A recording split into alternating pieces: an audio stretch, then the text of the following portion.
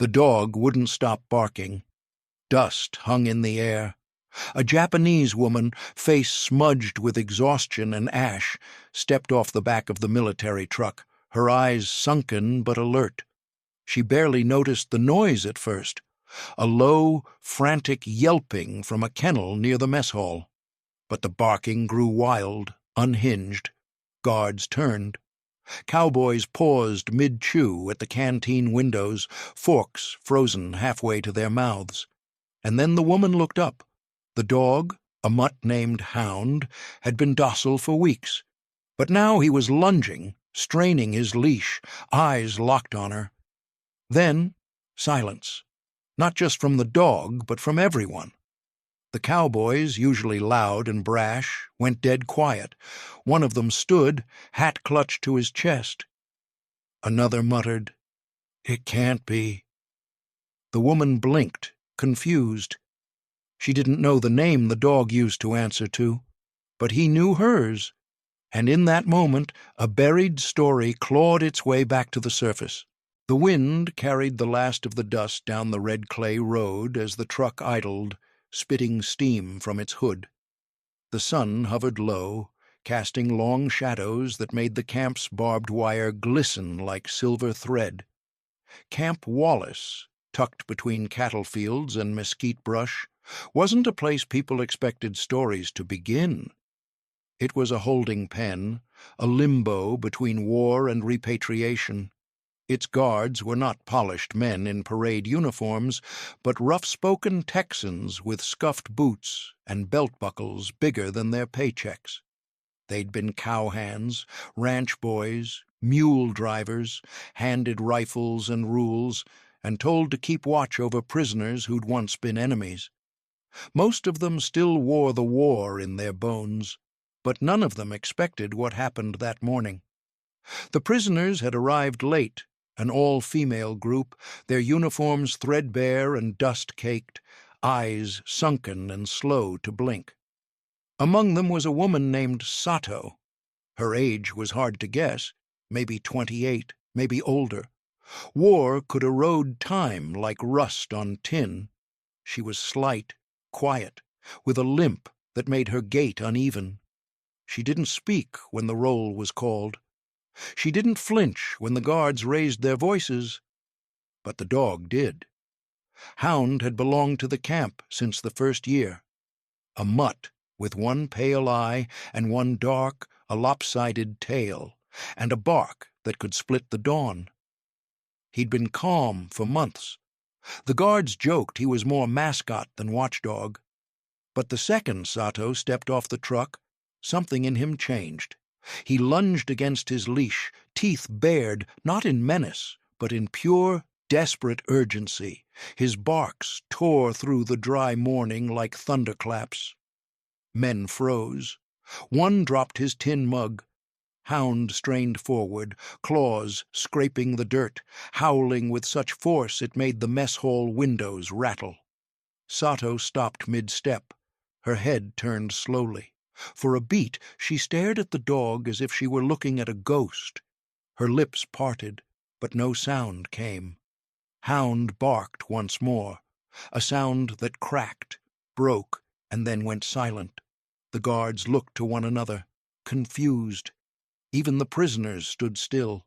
Then, without warning, the cowboys, loud, drawling, always sure of their own footing, went dead quiet. One stepped back. Another took off his hat. They watched her like she had pulled a rifle from her sleeve instead of stepping off a truck with a bad leg and haunted eyes. "Y'all see that?" someone whispered, not loud enough to be heard clearly. No one answered.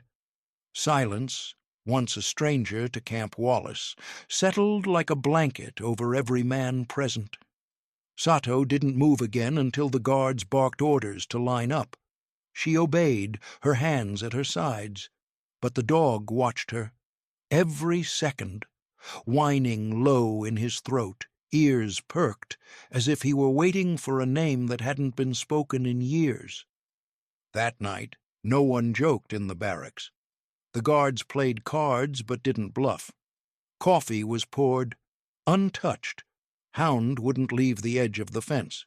Sat, motionless, ears high, eyes fixed on the dim figure behind the barbed wire.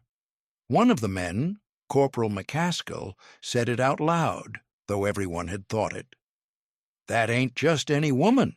That dog knows her." No one laughed. No one called him crazy. In the camp kitchen, the cook stirred beans in silence. Outside, the prairie wind shifted. In that strange, unsettled stillness, something ancient had stirred. Memory, maybe, or something older. The dog remembered. The woman did not speak, but the silence said enough. That night, the silence stayed with her. Long after the barracks dimmed and the rustle of sleep filled the wooden room like wind through tall grass.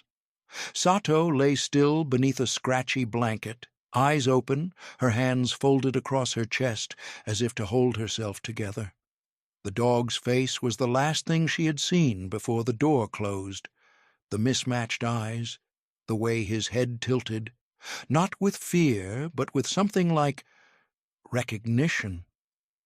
She hadn't spoken his name in years, but in the dark the memory surged like a fever dream. Not Japan, never Japan. Sato had not grown up among cherry blossoms and temples. Her family had been part of a farming settlement in the Philippines, brought there under imperial policy when she was barely old enough to walk. Her father had tilled earth that was not his own, under sun that burned white and angry over the sugar-cane fields. But their home was green, and it was alive. Chickens ran wild, mango trees groaned with fruit, and in the back pen behind the goat shed her father raised dogs, sturdy ones, with thick necks and strong legs, trained for guarding fields from thieves and wild pigs. It was in that pen, one muddy afternoon, that Sato had found the runt. He was small, trembling, eyes still closed, his whimpers barely audible.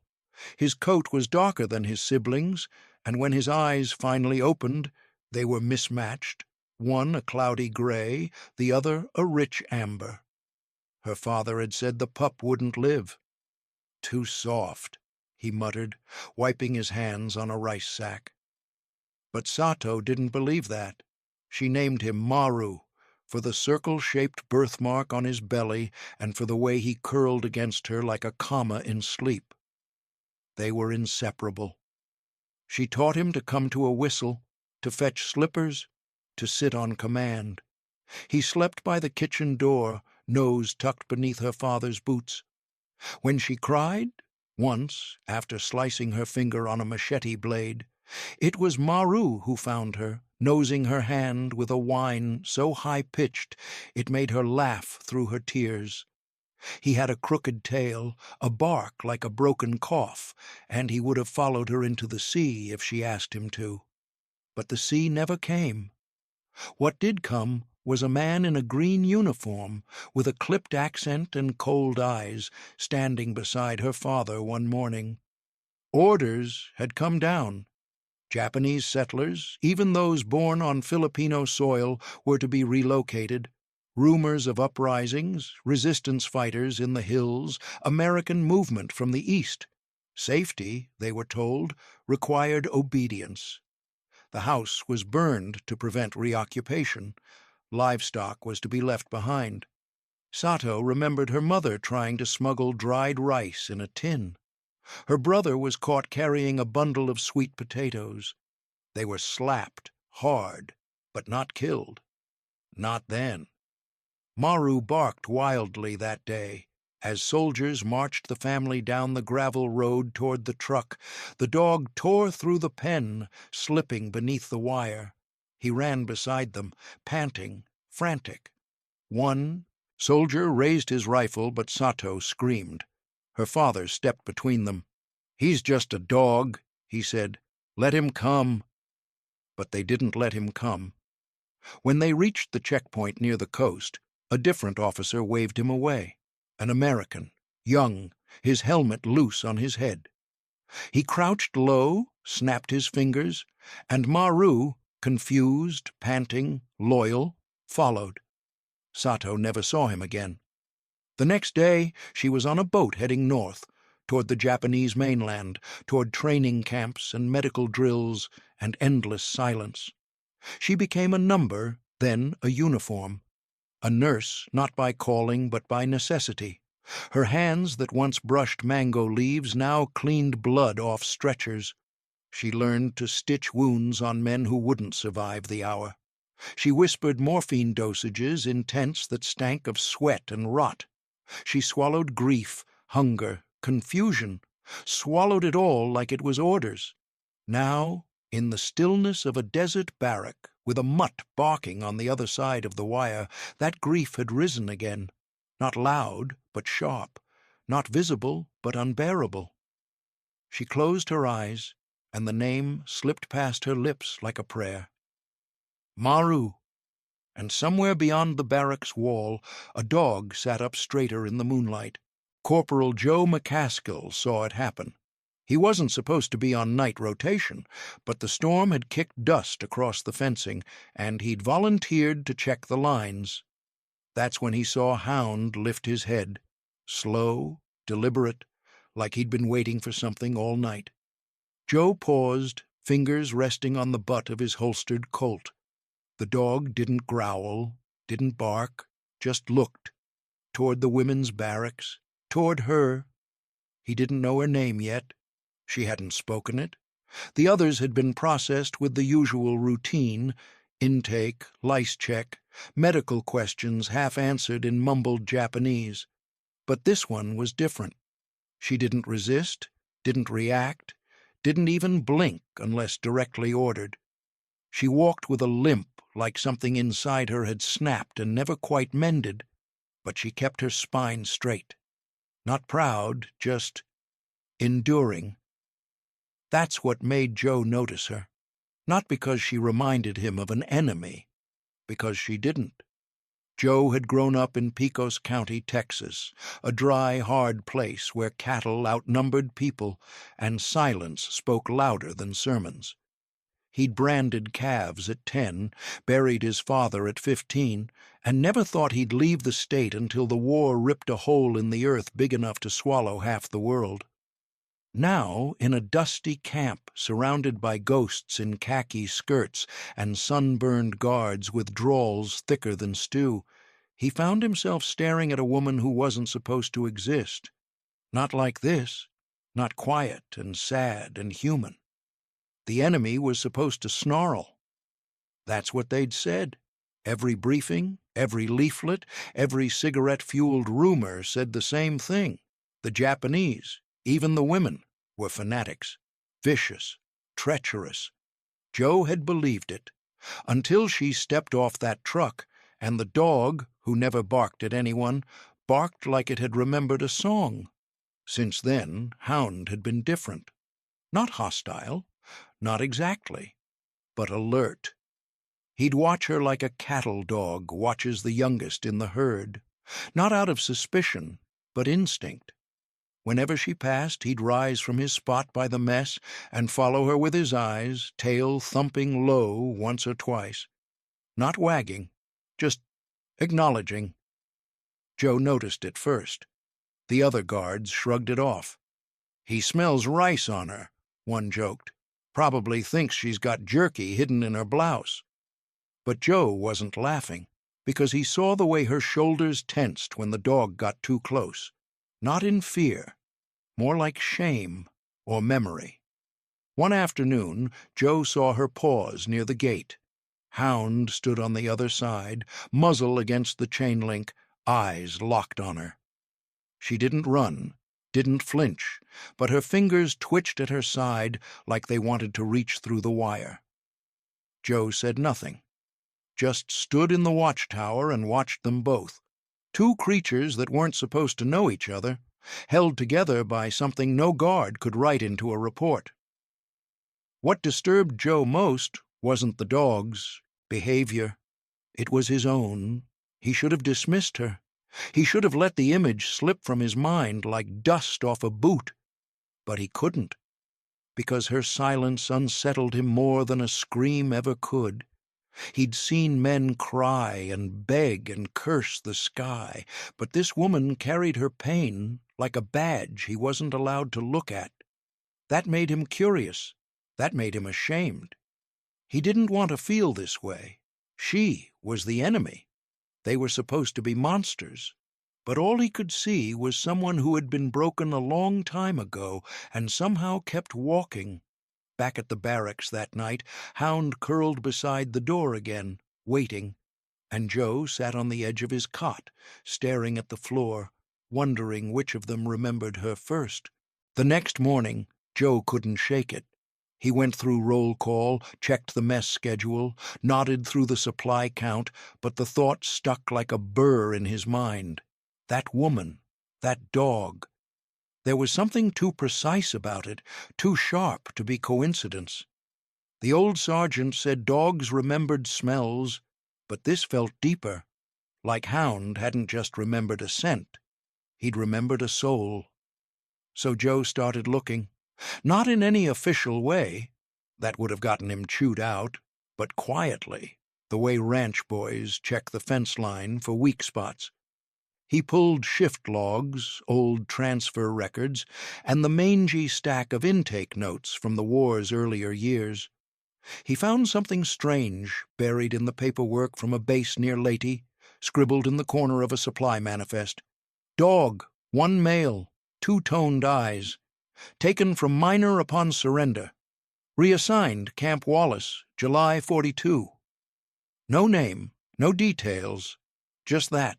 He leaned back in the chair, that detail ringing in his chest like a church bell in an empty field. Taken from a boy in the Philippines. 2-toned eyes. That couldn't be nothing. Joe took the note to Captain Mullins, trying to play it casual. "We ever tag the animals back then?" he asked. Mullins raised one eyebrow. "What are you, quartermaster, now? It's a damn dog, McCaskill. You looking to start a pet adoption service?" Joe shrugged. "Just noticed he's different lately. Thought maybe it meant something." Mullins grunted and waved him off. "You got time to worry about a Jap's mutt. I'll reassign you to latrine duty." That was the end of that conversation. But Joe didn't stop. He didn't know how to talk to her. Sato never spoke during meals, never asked for seconds, never even met his eyes. But Joe started leaving things in places she'd see, not to scare her, just to test the edges.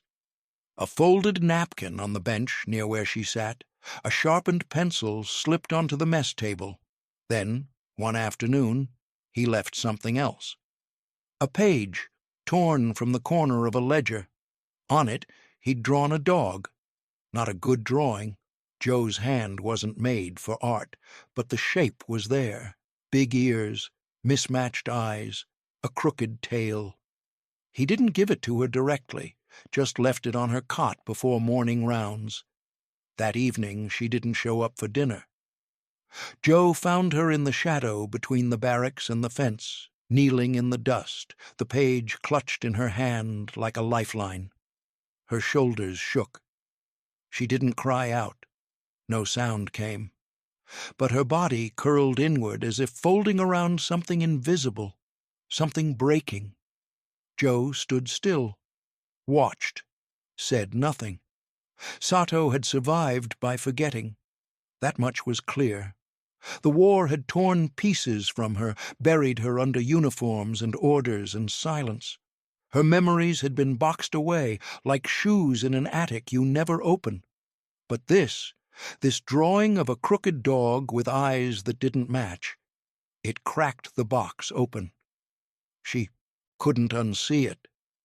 Later, she would place the drawing beneath her blanket, wrapped in cloth as if it were sacred.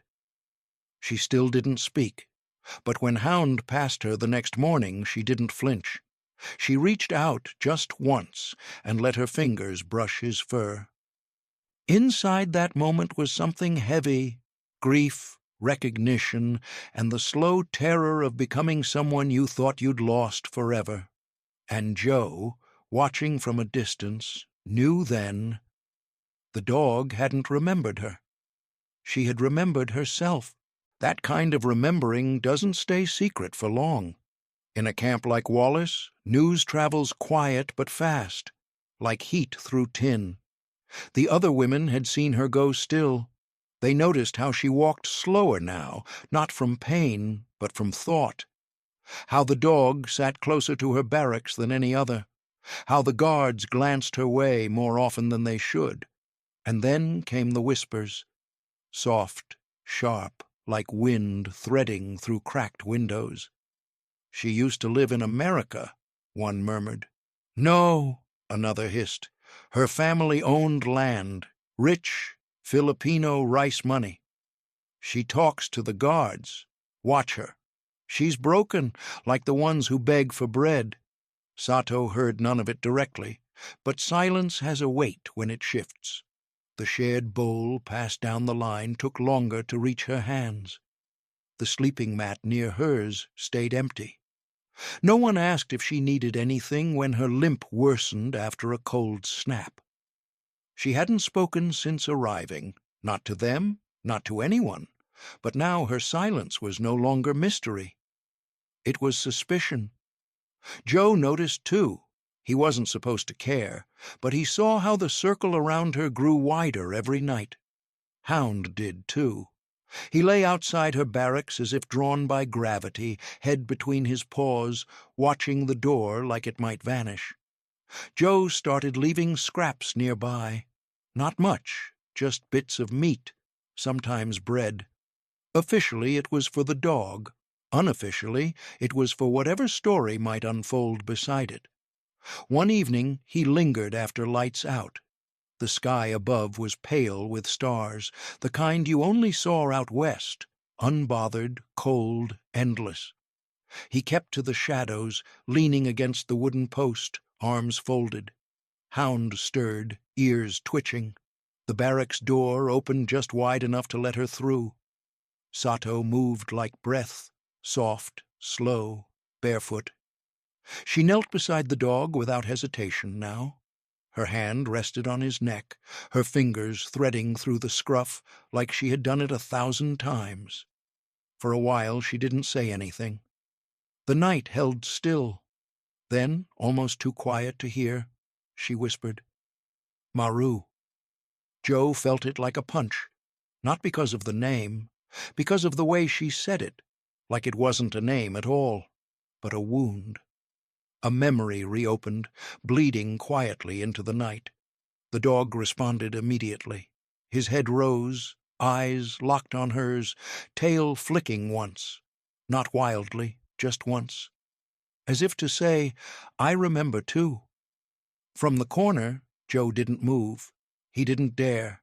He watched a moment that shouldn't have existed. A woman touching a life she'd buried, a dog returning to the shape of a boy's shadow, a name long lost, pulled back from the earth. It wasn't redemption. Not yet. But it was a thread, and she had chosen to pick it up.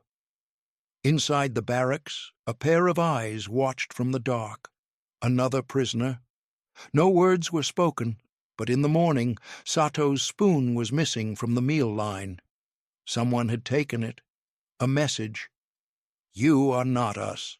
Isolation settled deeper, but it didn't crush her, because each night the dog returned. Each night she whispered again, "Maru." Each night Joe listened, and each time something invisible moved between them. Memory, loyalty, guilt, or maybe all of it. Something that neither bullets nor orders could erase. In a camp made to forget, one name had survived. The next morning, her voice cracked the silence like a dry twig underfoot. Not loud, not dramatic, just enough to make a man stop walking. It was only Joe at first when he found her sitting outside the mess tent before sunrise, her back against the fence, knees pulled in tight, like she was trying to become smaller than the world around her. He had intended to pass by with the same routine nod, but she didn't look away this time, and when she spoke, it wasn't a speech, just a fragment. "He was mine." Joe froze where he stood. The words were rough, broken by her accent, yet carried with deliberate care, like she had carried so many things before and learned not to drop them. She didn't raise her eyes, only stared at the dirt between them. Farm. Philippines. Before war. Joe lowered himself slowly, careful not to rush her, not to scare the story back into hiding. He didn't say a word, and she talked, not fast, not clean, but she talked. She told him of her father's land, green and heavy with fruit trees and cane stalks, of mud between her toes and chickens pecking dust. She spoke of 2 brothers, taken by force, never returned, their bodies never seen again. She said her family had been labeled loyalists, even though their loyalty had never belonged to anyone but the soil beneath their feet. She described soldiers arriving, orders being shouted, her house burned because it could not be left to rebels, her protests slapped silent by a uniform that told her she was lucky to be useful. They called it service. They called it honor. To her, it was theft. When she used the word nurse, it carried no pride, only bitterness dressed as duty. They said I help country, she murmured, but country was never mine. Only farm, only dog. When she finally said his name out loud, Maru, her voice faltered just once, not into tears, but into a hollow quiet that felt heavier than crying. Joe didn't record any of it. He didn't need to. Her words sat in his chest like warm stones. But stories don't stay private in a place built on boredom and whispers. Slowly, carefully, the truth moved through the camp. Not shouted, never that. Passed in quiet glances between guards. Traded between prisoners who suddenly didn't know whether to pity her or fear her. Some looked at her softer. Some looked away harder.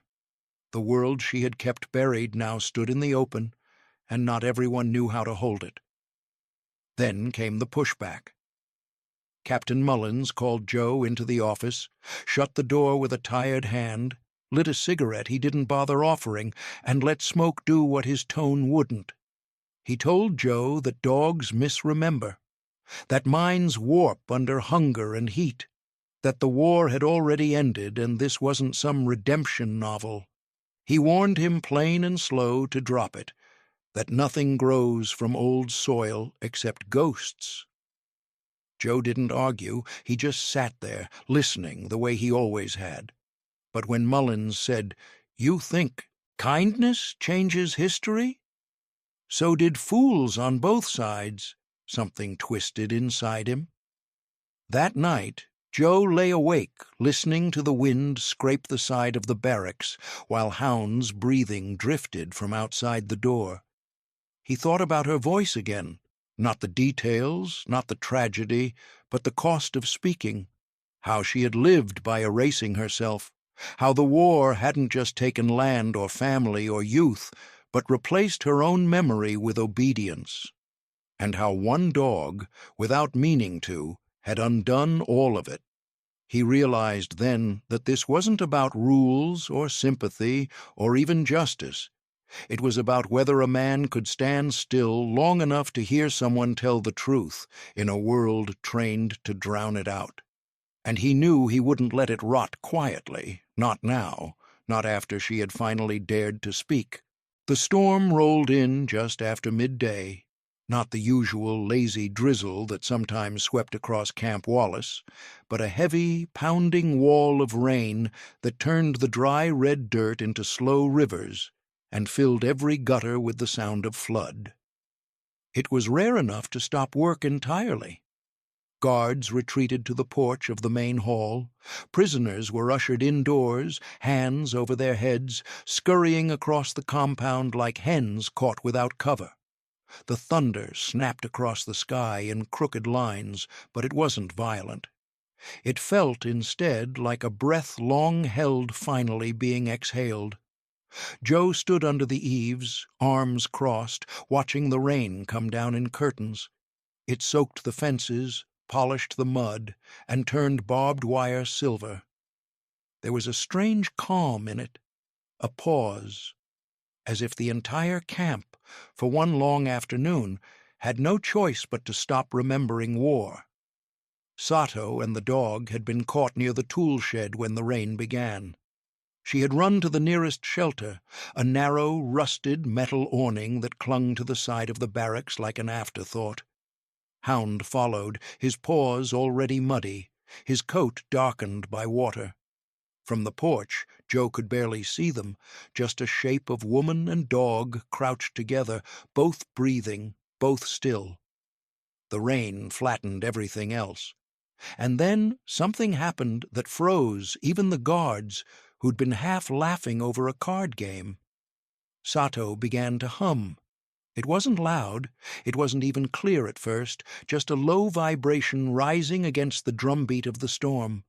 But slowly, gently, it took shape, a lullaby, old and thin, carried through rain and steel. Joe didn't know the words, but he knew the sound. Not military, not spoken from orders, a mother's song, a child's comfort. It wrapped around the moment like cloth. Hound rested his head in her lap. She reached down, scratched behind his ears, and, almost without thinking, leaned forward and kissed the top of his head. A small gesture, quiet, but then he licked her hand. Once, as if to say, "I hear it too." The porch fell silent. Someone took off their hat. No one said anything. There was no protocol for a woman singing to a dog during a thunderstorm. No manual entry for grief turned lullaby. The guards just stood there, caught in a moment that felt too fragile to name. They didn't speak because to speak would break it. By that night, the story had already shifted. It moved between bunks, passed with whispered reverence and half-belief. The woman who once lived on a mango farm had sung a love song to a ghost. The dog had remembered his name. Some said the animal had cried. Some said he bowed. Others added she'd been nobility or once saved American soldiers during a jungle skirmish. None of it mattered. The story had outgrown her. It had become something else. In a place where weeks bled together and purpose wore thin, people clung to anything that hinted at meaning. And this? This was meaning wrapped in myth, a bond that even barbed wire couldn't untangle, a song louder than politics, a dog who remembered, a woman who did too. Some didn't believe it, others embellished it, but all of them passed it on. And for one rare day in the muddy, forgotten middle of a war's end, Camp Wallace felt like it was holding its breath, not from fear, not from duty, but from wonder. But wonder doesn't last long in places built to forget. By the next week, the camp bulletin board bore a new notice, official word from command. Selected prisoners were to begin repatriation. Trains were being arranged, routes cleared. The war, it seemed, was now truly over. For most, it was cause for quiet celebration. For others, confusion. And for Sato, it was something else entirely. She stared at the notice like it was written in a language she no longer understood. Repatriation meant Japan. But Japan had been a whisper in her life, not a home. She had never seen Tokyo, never worn a kimono before the uniform. Her childhood soil had been Philippine dust. Her lullabies were in Tagalog. Her dog had an English name. The war had folded her identity like paper until she could no longer see the original creases. Now they were telling her to go back. But to what? Meanwhile, Joe had quietly done something he wasn't sure he was allowed to do. He wrote a letter. A real one. Ink on paper. In it, he detailed what little information he had. The camp dog's identification tag, the year he had been registered by U.S. forces in Luzon, and the name on a torn slip of paper found folded into an old intake log. Nico Valmors, age 10. Joe didn't know if the boy was alive. He didn't know if the family was still in the same village, but he mailed the letter anyway through a chaplain stationed stateside who knew a nurse who knew someone at a Red Cross office in Manila. It was a ridiculous hope, the kind of hope only rainstorms and lullabies could birth. Weeks passed. Sato didn't ask. Joe didn't say anything. Hound remained faithfully by her side, as if sensing time itself was beginning to change. The guards began calling the dog Captain, half joking, since he now wandered the camp with the quiet authority of someone who knew everyone's secrets. But Sato grew quieter again. Each roll call, each meal time, each walk to the latrines, she seemed to move a little more like a ghost, a person torn between departure and disappearance. And then, one afternoon, a package arrived. It wasn't large. Wrapped in oil-stained paper, it bore foreign stamps and a Manila postmark. Joe opened it under the barracks awning with Sato nearby, both of them pretending not to care. Inside was a letter, written in looping English by someone named Lita Valmores, Nico's older sister. She had remembered the dog, remembered the little boy chasing after him barefoot, remembered the day American troops took the animal to feed and protect their unit. She remembered how her brother had cried. Nico was still alive, now grown, and when shown Joe's letter, he had wept again. "Please tell her," Lita wrote, "we never forgot Maru, and if she sings to him, tell her. He always slept best to that song." Sato didn't speak for a long time. Then, finally, she took the letter from Joe's hands, read it, and read it again. Her hands shook, but her face stayed calm. That night she sat outside the barracks with Maru's head in her lap. She sang, not just a hum this time, but the full lullaby, word for word. She wasn't singing to remember anymore. She was singing to return. If you're enjoying this story, let us know by liking the video and commenting below where you're watching from. We'd love to hear your thoughts. Return, however, comes in many forms, and not all of them arrive together. A week after the letter, another message followed. This one came through official channels. A civilian request had been processed. The Valmore's family, now living in California, had contacted the War Department. They had read the report, matched the dog's registration tag, and confirmed the story Joe had sent across the ocean. The boy, now a man, still remembered Maru. He wanted to take him home. Paperwork had already been stamped. A transfer was arranged. The dog would leave by train at the end of the week. Joe didn't know how to say it, so he didn't rehearse. He found her near the garden plot, kneeling by a row of dusty carrots that had refused to grow properly since planting. She was picking at the dirt. Hound lay beside her, ears twitching but otherwise still. Joe approached, hands in his pockets, and said quietly, "They found the boy. He wants him back." For a moment, the wind shifted. Dust swirled. She didn't turn her head, just nodded, then went back to pulling at the soil, but Joe noticed her hands. They weren't steady. Word spread through the camp with the same reverence as before. This time, though, there was no myth, no embellishment, just a quiet truth that settled over the place like the last light of day. The dog was leaving, and even the toughest guards, men who'd wrestled cattle and stared down Japanese snipers, couldn't pretend it didn't matter. The story had touched them, reshaped them. It was more than animal and woman now. It was memory made visible.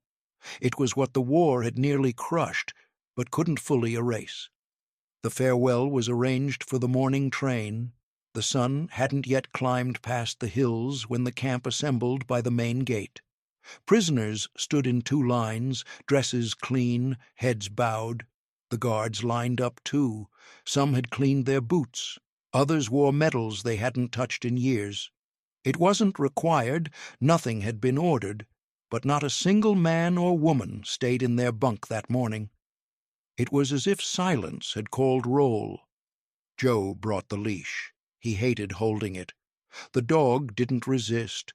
He walked with the same calm dignity he had always carried since that first moment of recognition. But when he saw her, standing near the gate in a sun-bleached dress and bare feet, he pulled once toward her. Just once. Joe let go. The dog padded over and sat in front of her. She knelt. Their eyes met.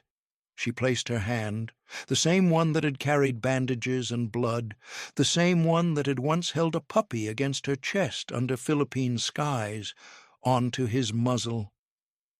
"Maru," she whispered. He leaned into her palm. She held there for a moment, not crying, not speaking, just holding him like time could pause if she pressed hard enough. Then she let go. The soldier from logistics stepped forward, clipped the leash to Maru's collar, and gently tugged. The dog didn't resist. He looked back once, then walked forward, beside the uniformed man, toward the waiting truck. No one clapped, no one spoke. Every hat was removed, and even though war had taught these people how to bury grief, the goodbye that morning made it clear this wasn't about loss. It was about love given back. Sato did not board the repatriation train. When her name was called, she declined. No explanation, no request for delay, just a soft, deliberate no. The war was over, but Japan no longer held her roots. Her childhood had been scattered across islands, her dog across continents.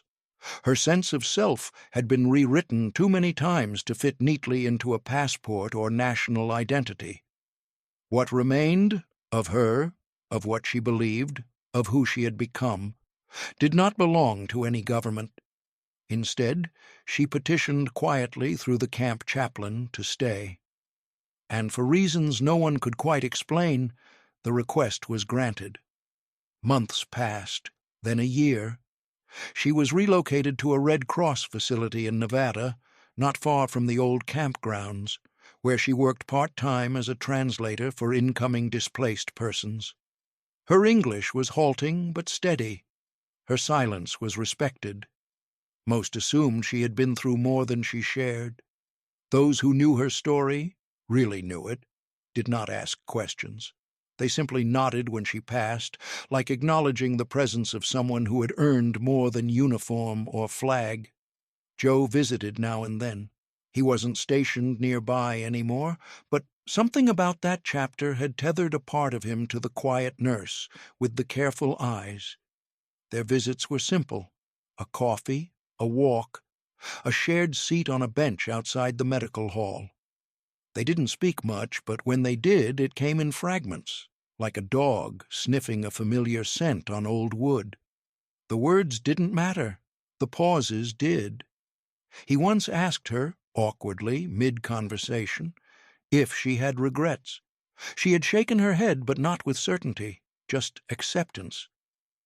"Not regrets," she finally said, "only echoes." Meanwhile, Maru, now simply called Buddy by the Valmore's family, lived on a small hillside farm outside Fresno. He chased chickens, slept in the shade of lemon trees, and each night, without fail, curled up beside Nico's bed, where he could hear a familiar lullaby from a record player the family kept for special evenings. The dog was old now, slower. His hearing had dulled, but whenever the first notes played, his ears twitched. Some part of him still recognized home when it sang. Back at Camp Wallace, long since decommissioned and swallowed by time, there remained stories. The new guards never knew Sato. The fences had rusted down to skeletons. The garden had gone wild. But some still talked of her, the woman who arrived without a word and changed a camp with a single bark. Cowboys would recount the tale like gospel, some adding flair, some trimming truth. But always at its center was a dog, a song, and a name said in the rain. Sato lived out her years quietly, no medals, no headlines. But in the letters Joe kept in a box beside his bed, yellowing pages from Lita Valmora's, clippings from post-war Red Cross logs, a photograph of a woman with a dog under a tin roof. Her story remained. What remains? After war is not always grand. Sometimes it's a whisper, a song, a gentle hand on fur. But sometimes that's enough. Sometimes that's everything. If this story moved you, please like the video and drop a comment below saying where you're watching from.